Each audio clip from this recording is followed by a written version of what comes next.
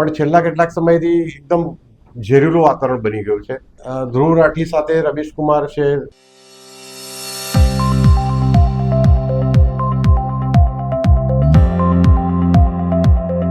YouTuber, social media influencer, પોતાના social media activist કહેતા ધ્રુવ રાઠી વિરુદ્ધ હાલ મહારાષ્ટ્રમાં કેસ થઈ ગયો છે.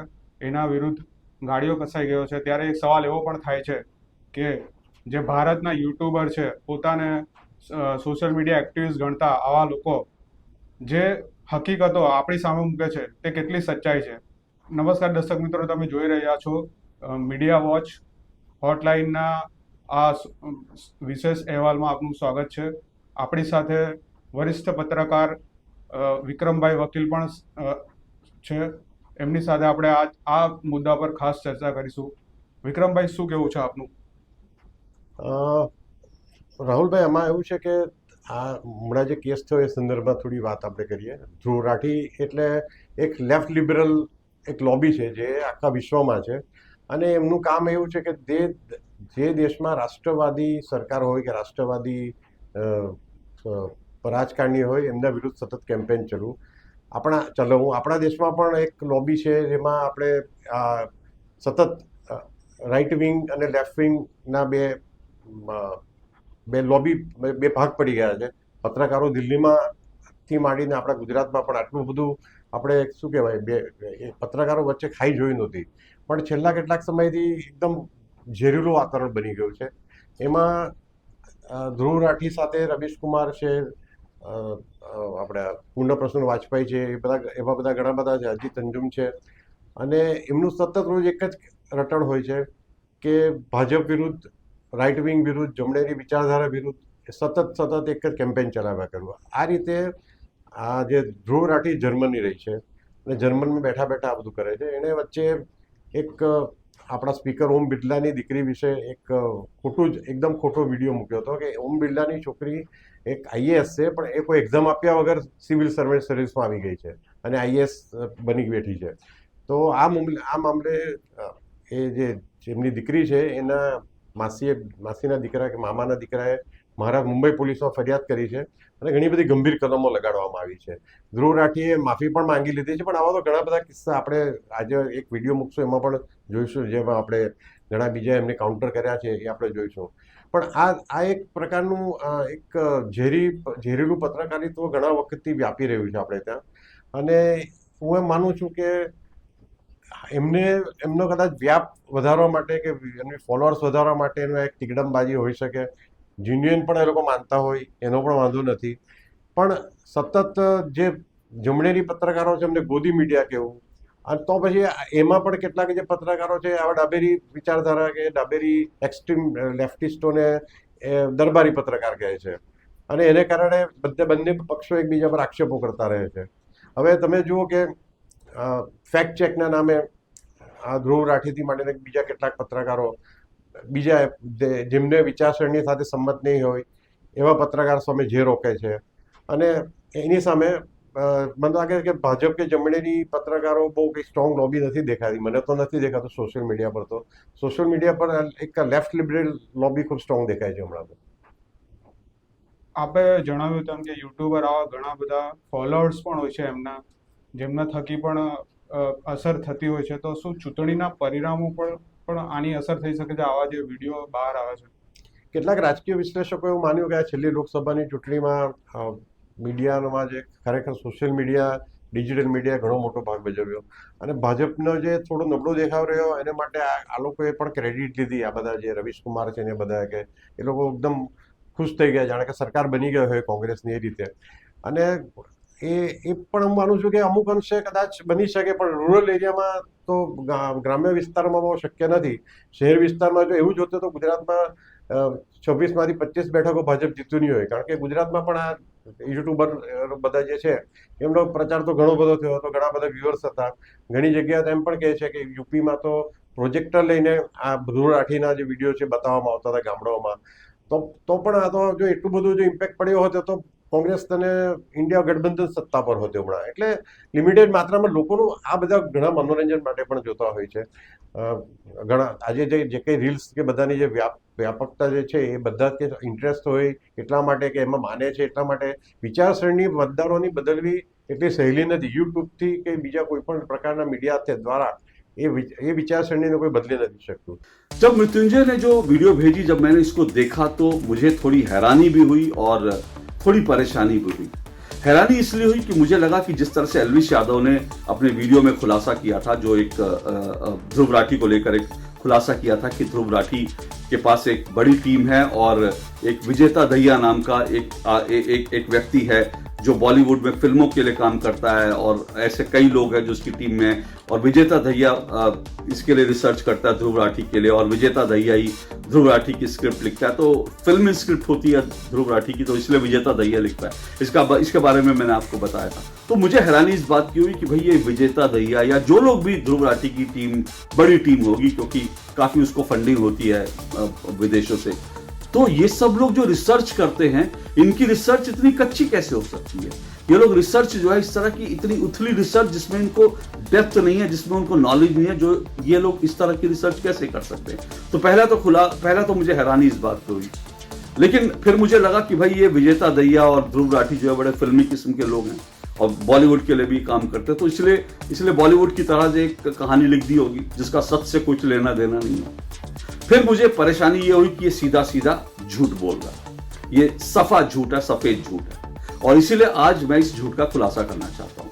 इसलिए करना चाहता हूँ क्योंकि मुझे नहीं मालूम, ध्रुव राठी की मैंने वीडियो सारी देखी नहीं है. ये कुछ हिस्से कोई भेज देता है, इस तरह के टुकड़े टुकड़े वो जरूर नजर पड़ जाती है. तो मैंने पिछली बार भी बताया था कि उसके वैसे भी बहुत सारे जो झूठ हैं, जो अधकचरे उसके जो पूरी वीडियोज हैं, अधकचरा जो ज्ञान है, जो वो किस तरह से आधा अधूरा जो फैक्ट दिखाता है, उसको लेकर कई सारी चीजें लोग लिखते हैं, बोलते हैं. लेकिन मुझे हैरानी इस बात की हुई कि दूरदर्शन को लेकर के वो ध्रुव राठी इतना सफेद झूठ बोल रहा है. આપે કહ્યું તેમ કે વિચારસરણી કોઈ બદલી નહીં શકતું. આ લોકોની જે સોશિયલ મીડિયા છે એના થકી આપણી જે ખરેખર મીડિયા કામ કરી રહી છે એના પર પણ અસર થઈ શકે છે. એમાં આજે પરિસ્થિતિ એવી છે રાહુલભાઈ કે આપણે તમે જુઓ તો પ્રિન્ટ મીડિયા અને ઇલેક્ટ્રોનિક મીડિયા બંનેનું ઇમ્પેક્ટ ઘટી રહ્યો છે એવું બધા જ માને છે. એટલે હું માનું છું કે એ બંને મીડિયા સાથે સંકળાયેલા પત્રકારો પણ માને છે. ફોર એક્ઝામ્પલ તમને કહું તો પ્રિન્ટ મીડિયામાં જે લેખકો લખે છે એમણે પોતાનો લેખ સોશિયલ મીડિયામાં શેર કરે છે. મેં પણ મારા પોતાના કિસ્સામાં પણ જોયું છે કે હું જે અખબારમાં લખતો હતો કે લખું છું, એ લેખ જો એમ સોશિયલ મીડિયામાં મૂકું, ફેસબુક પર, તો એનો જે રિસ્પોન્સ મળે છે વધારે મળે છે, વ્યાપક છે એનું કારણ છે. મને એમ લાગે છે કે હવે આપણે ચૂંટણી પૂરતી જો વાત કરીએ કે ઇમ્પેક્ટની, તો છેલ્લી ચૂંટણીમાં એક વસ્તુ તો છે કે યુટ્યુબરોની વાત બાજુ પર મૂકીએ, પણ પ્રિન્ટ અને ઇલેક્ટ્રોનિક મીડિયાનો એટલો હવે ધીમે ધીમે દર ચૂંટણી દિવસે કે વર્ષો દિવસ કે જેમ સમય જાય છે એમ એનું ઇમ્પેક્ટ ઘટતો જાય છે અને ડિજિટલ મીડિયાનું ઇમ્પેક્ટ વધતો જાય છે. પણ હવે આજે શું થયું છે કે ઘરે ઘરે યુટ્યુબરો નીકળી ગયા છે. એમાં કેટલાક પોપ્યુલર થવા માટે ગતકડા કરે છે. હવે આજે જ હું બપોરે જોતો હતો, એલ્વિશ યાદવ કરીને એક બીજો, મને મેં સાંભળ્યું હતું પણ આજે એમના ઘણા બધા વિડીયો જોયા, તો એ ખૂબ જ પોપ્યુલર છે, 1.5 કરોડ એના વ્યુઅર્સ છે. અને એની પોપ્યુલારિટી વચ્ચે કંઈક કોઈ કેસમાં એરેસ્ટ પણ થયો થાય છતાં બી એની પોપ્યુલારિટી ઘટીને ઊંધું વધી છે. એવું જ હવે તમે કહો છો કોઈને, ધારો કે આજે એક એવી પણ એક વાત આવે છે કે તમે જો એન્ટી ગવર્મેન્ટ હો, એન્ટી બીજેપી હો કે એન્ટી મોદી હો, તો તમને વ્યુઅર્સ વધારે મળે છે. અને એવું જોવામાં પણ આવ્યું છે કે જે ડાબેરી લોબી છે, લેફ્ટિસ્ટ વિચારધારા ધરાવતી લોબી છે, એના ફોલોઅર્સ રાઇટ વિંગ કરતાં ઘણા બધા વધારે છે. એનું કારણ કદાચ બીજા ઘણા બધા હોઈ શકે જે આપણે કદાચ જાહેરમાં ચર્ચા નહીં કરી શકીએ લીગલ બધા એસ્પેક્ટના હિસાબે, પણ એ મુદ્દો પણ ચર્ચવા લાયક છે. ભવિષ્યમાં આપણે પણ એની ચર્ચા કરીશું. 21 दिसंबर 2014 को इसने आम आदमी पार्टी के लिए गाना बनाया 5 साल केजरीवाल. ये लगातार 2014 से आम आदमी पार्टी के ऑफिशियल फेसबुक पेज पे पोस्ट करता आ रहा था. 9 फरवरी 2015 को आम आदमी आए हैं, ऐसा कोई गाना था जो इसने बनाया था और वो सेम चीज आम आदमी पार्टी के ऑफिशियल पेज ने भी शेयर करा था. जो आम आदमी पार्टी के ऑड इवन स्कीम की एडवर्टीजमेंट के लिए पैसे खर्च हुए थे, ध्रुव राठी ने उसको भी बहुत डिफेंड करा था और बाद में पकड़े जाने पे वो वीडियो प्राइवेट भी कर दी. इस पे बहुत बड़े स्केल पे अवेयरनेस फैलाने की जरूरत है अगर इसमें सक्सेसफुल हो. अब हमारे जैसे ऐसे कितने लोग होंगे जो टीवी और सोशल मीडिया पे ऐसे वीडियोस नहीं देखते हैं, जिन तक ये एडवर्टीजमेंट नहीं पहुंच पाते. કોઈ પણ ભાજપ સરકારની ના સમાચાર હોય કે મોદીના સમાચાર હોય, એને ગોદી મીડિયા તરીકે વર્ણવવામાં આવે છે.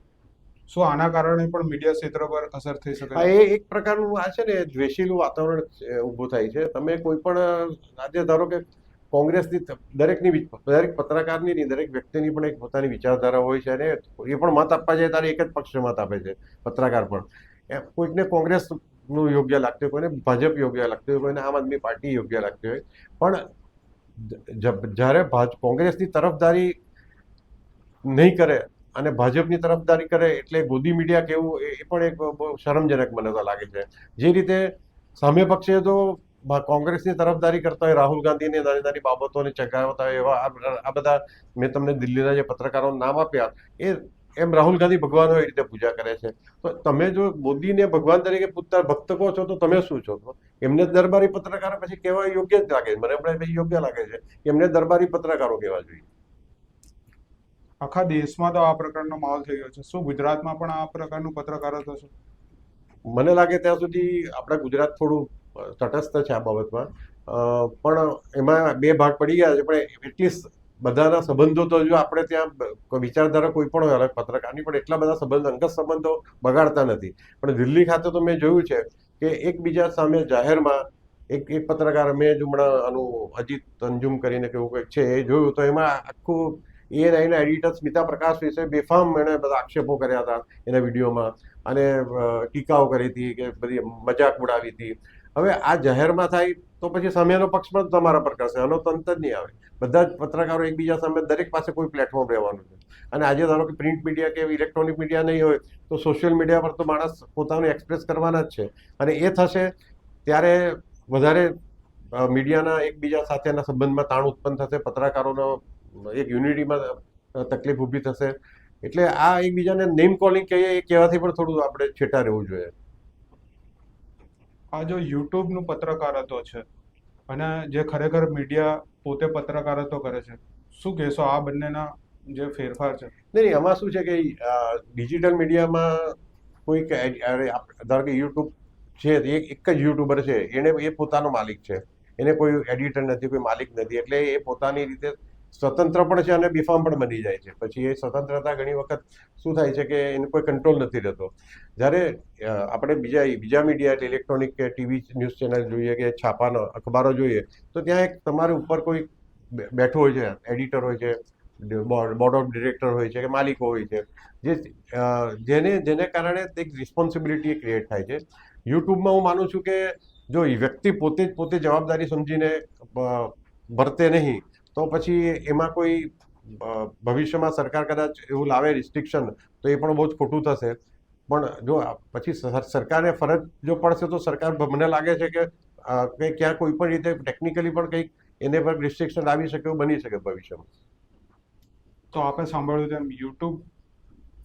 યુટ્યુબ પર જે યુટ્યુબરો દ્વારા કોઈ પણ સમાચાર બતાવવામાં આવે છે એમાં કોઈ પણ પ્રકારની રિસર્ચ નથી હોતી.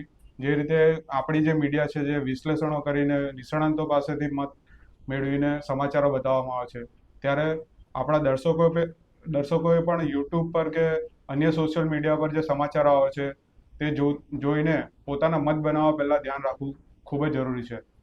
તો મીડિયા વોચમાં આપણો જે મુદ્દો હતો તે આ જ હતો કે યુટ્યુબરો દ્વારા જે અફવાઓ ફેલાવવામાં આવે છે તેનાથી સતર્ક રહેવું જોઈએ. આપની ચેનલને લાઇક, શેર અને સબસ્ક્રાઇબ કરો અને બેલ આઇકન દબાવવાનું નહીં ભૂલતા.